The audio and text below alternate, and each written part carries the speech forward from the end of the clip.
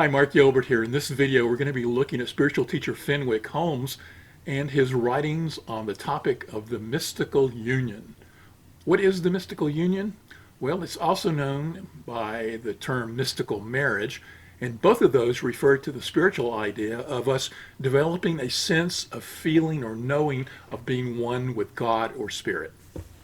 Now, what you need to know in background to that is that we are ultimately spiritual beings who are having this human experience, that we live and come from a sense of the spiritual nature of life, but we've been thrust into this human form in the physical world where we feel like we're separate and apart from one another, and we are in relationship with one another. So hence this is often called the relative world, while the world of spirit or God is the absolute world where we absolutely know we're one, and in the relative world we feel like we're separate and apart.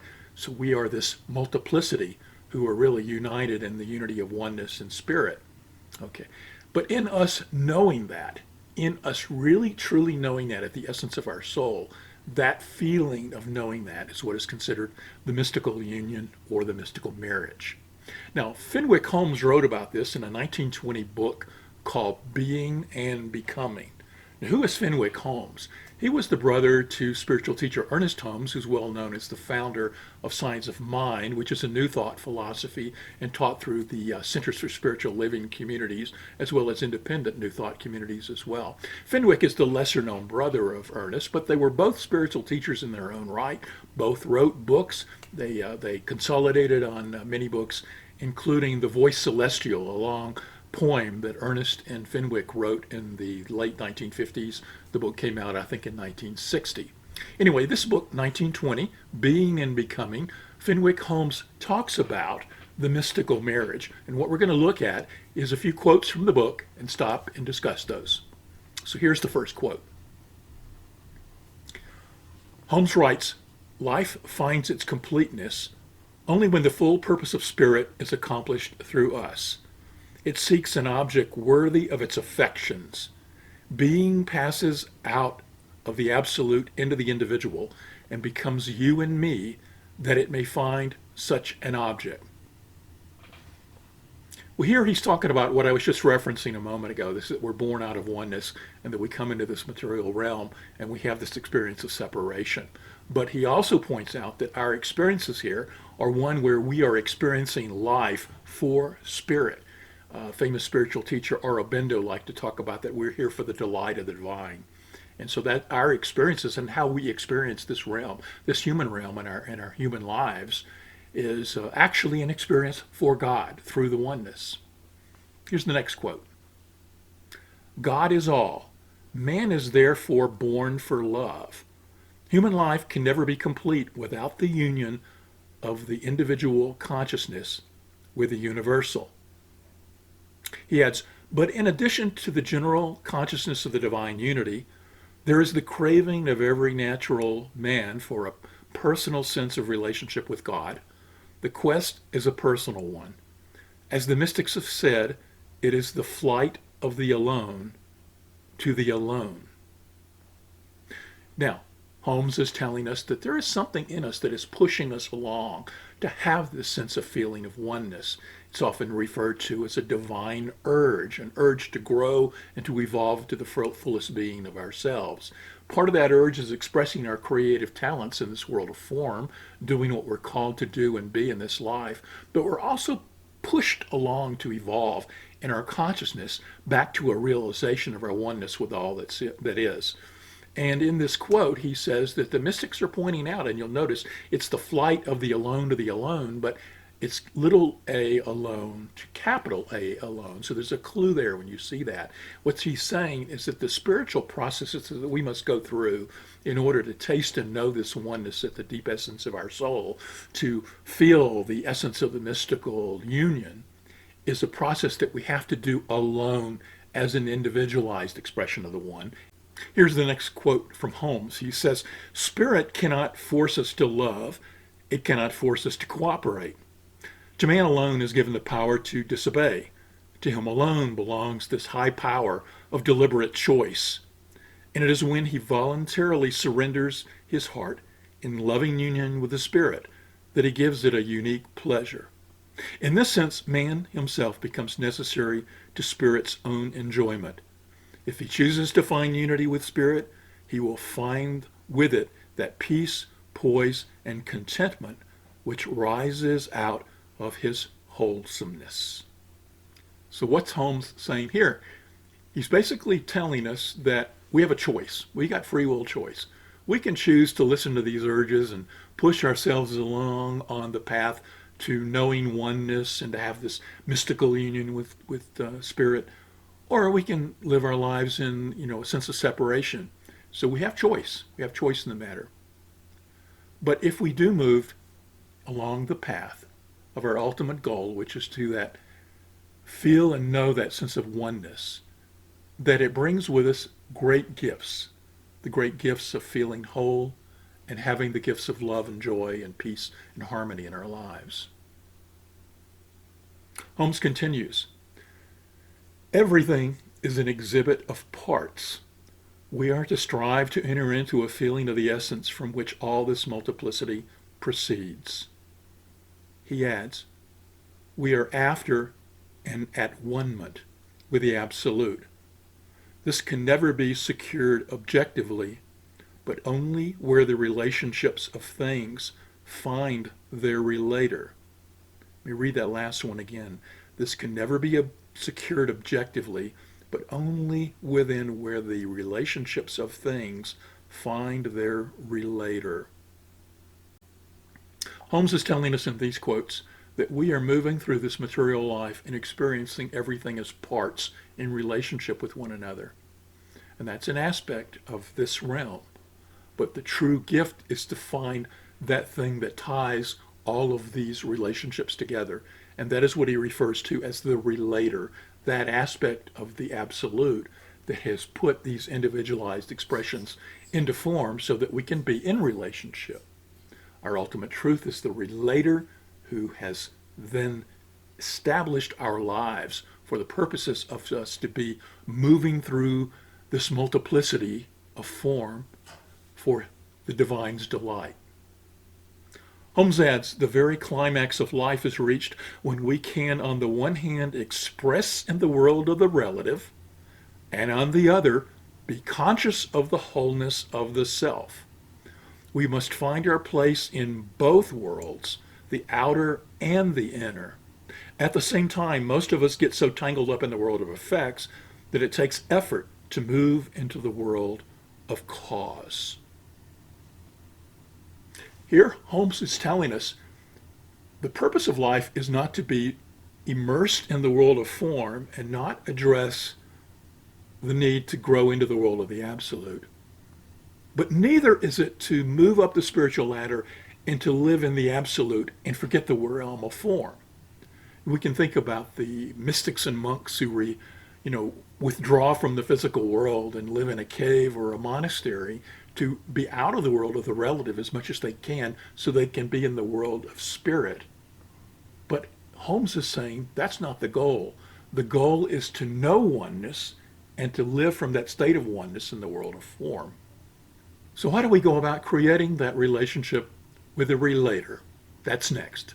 Before continuing, I want to remind you that if you're enjoying this video, please consider subscribing to the channel, hitting the like button, and leaving a comment, including suggestions for future topics.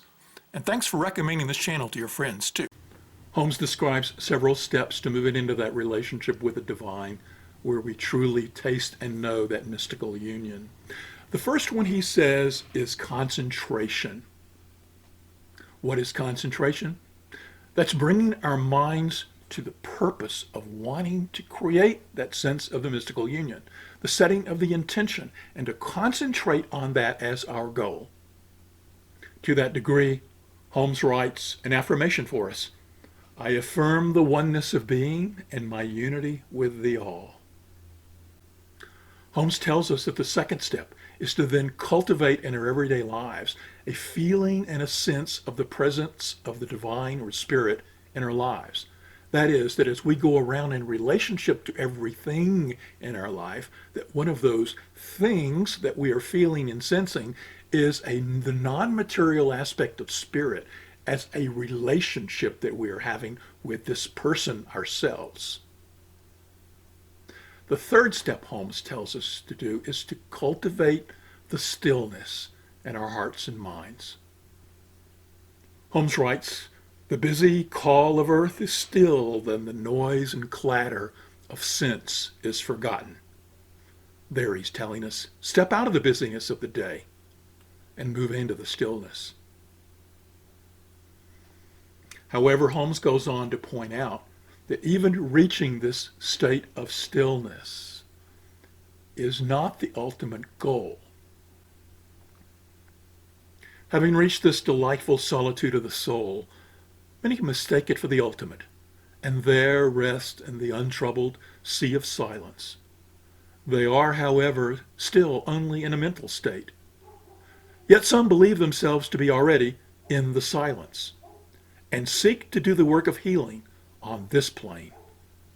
But the great healing power is not found here, nor is the true mystic after quiescence.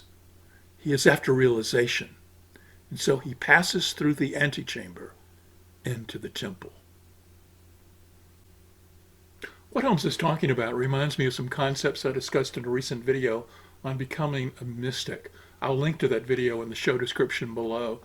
But the key concepts that I spoke about there that Holmes is talking about here is that frequently in our meditative practices, we can reach a state of consciousness where we're in that witness consciousness, where we're looking at ourselves as removed from and not a part of everything that is out there in the world of form.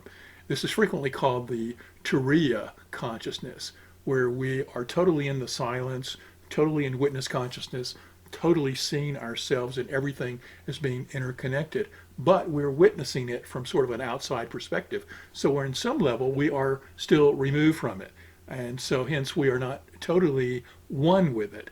And that's where that next state of consciousness comes from, called turiyatita.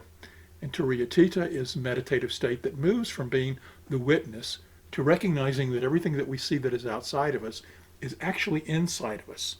There are spiritual practices such as the headless exercises, which you can find by Googling that and finding YouTube videos and things like that that describe it, where essentially in the meditative practice, you are not only witnessing the outside as not being you, but at a certain point recognizing that everything that is out there is inside you, that you see your head as being gone and all of the stuff that is outside you is inside you. So what that does is make you recognize that you are in union not only with spirit, that is the non-manifest world, but you're also one with the manifest world. So in essence, part of the spiritual path, and what Holmes is writing about in that last quote, is that as we move further along the spiritual path, we have to sort of divorce ourselves from the life around us and see it in its great unity, but then reunite ourselves with it and realize that the unity of all of life is inside us. Holmes writes, "The onrush of the soul at last brings it into the final harbor, the unified life, the deified life, where we can say, I and the Father are one. Here the experience is quite different from that in meditation. There we only meditated upon God as all.